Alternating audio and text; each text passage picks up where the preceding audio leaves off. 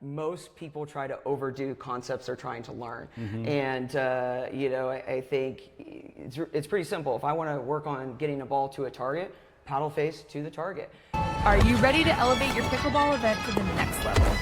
At Base to Pickle, we specialize in bringing your tournaments to life with expert commentary and compelling content creation.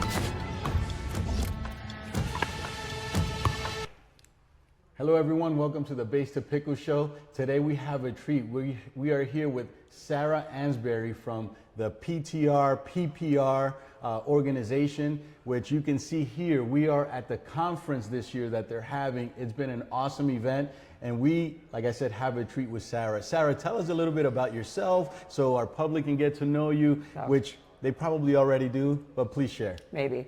I'm one of the OGs, is kind of what they call me. A few of us all became pros before pros existed, kind of. We've been around for a little while, before paddles had all the fun stuff and all that kind of stuff. So, been around it a little while.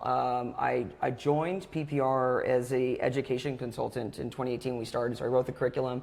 In that playing career, I'm still very busy in that, so I was not really ready to do it full time. So you wrote the curriculum and we're playing. Yes, yeah, and so it's made it a little tricky at times. And about a year and a half ago, I was approached by them to be the managing director of PPR and have that official role, and so that I can lead PPR kind of into the future. And it was kind of an opportunity I couldn't turn down. Yeah. I had a great situation up in Hilton Head. I ran Palmetto Dunes, one of the biggest resorts in the country, and I kind of was like, okay, this is the way that I can reach more people and help more people and grow this game. This is where pickleball's going. It's it. And so I still do play on the tour, and that makes life tricky.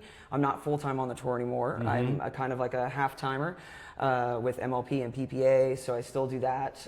But I also travel quite a bit internationally, so life, I spend a little bit more time on this end. You're now. Super busy. I don't really, it's like I'm a pickleball player, but I don't really always get that much time to practice because of this. In the next couple months, I'll go to Dubai, I'll go to China, Tokyo, Vietnam, back to Italy. So now the playing is definitely something I do still. I commentate a little bit while I'm there, but my full-time role is the managing director here at PPR, and so which is obviously a portion of PTR, and so now that's the gig that I do. So well, there you have it, folks. I mean, she's got a lot going on, and we're so fortunate to have her here in Florida, where we can just take a 45-minute plane ride and get here if you're in Florida, because Tampa is right around the corner from Wesley Chapel, this beautiful location that you guys call home, right? Yeah, I live like 20 minutes from here, 20 minutes to the airport. It's great. Yeah. This is FSU Pickleball, and you're watching the Base to Pickle show. Yes! Yeah, so one of the biggest things that we want to know from you, what are the 3 little tips that can help us as players be better players, aside from having a great attitude? Because I know that you always say, have a great attitude on the court, and we're just out here to have fun, which is 100% a fact. Number 1, keep it simple. We make things way too complicated. Pickleball is simple. That's the great part about it, especially when you're learning and you're trying to develop skills. Most people try to overdo concepts they're trying to learn. And, I think it's pretty simple. If I want to work on getting a ball to a target, paddle face to the target.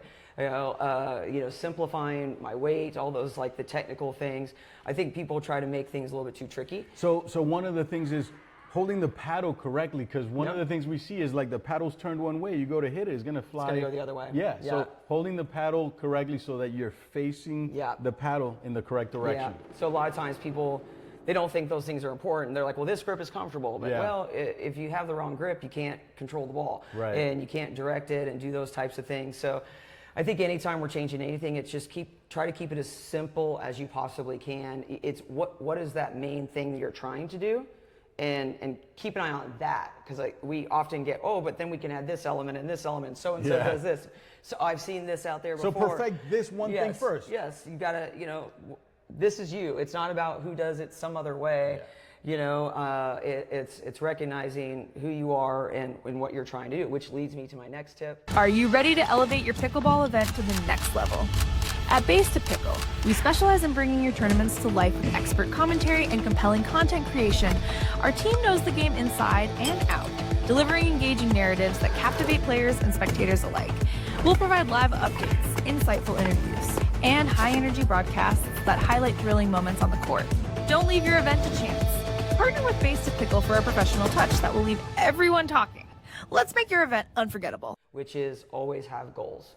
And those goals, I think, are important to have small goals and big goals. My short-term goals, my long-term goals is my, when I look at my long-term goal, am I trying to play pro? Am I trying to play my my 4-0 league? Am I trying to just go out and play rec play and have fun and a blast? Yeah. Well, that has a lot to do with, okay, well then what are those short-term goals? Do I need to work on my technical aspects of the game? Because if you're trying to make it to a higher level, yeah, you really do need to know those technical things. Right. You've got to get coaching. You've got to be able to rely on an outside factor to guide you. The best athletes have coaches, Yes. right? Yep. It's for a reason. Yes,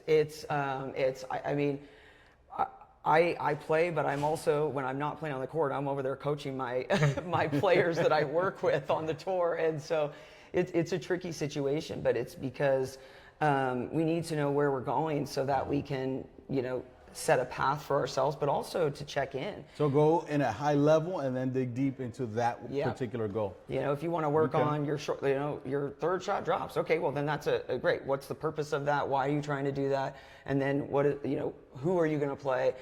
Those little things, it helps you keep on track. And again, it helps you keep it simple. Yeah. Because if you're like, hey, this is the goal that I have in my game.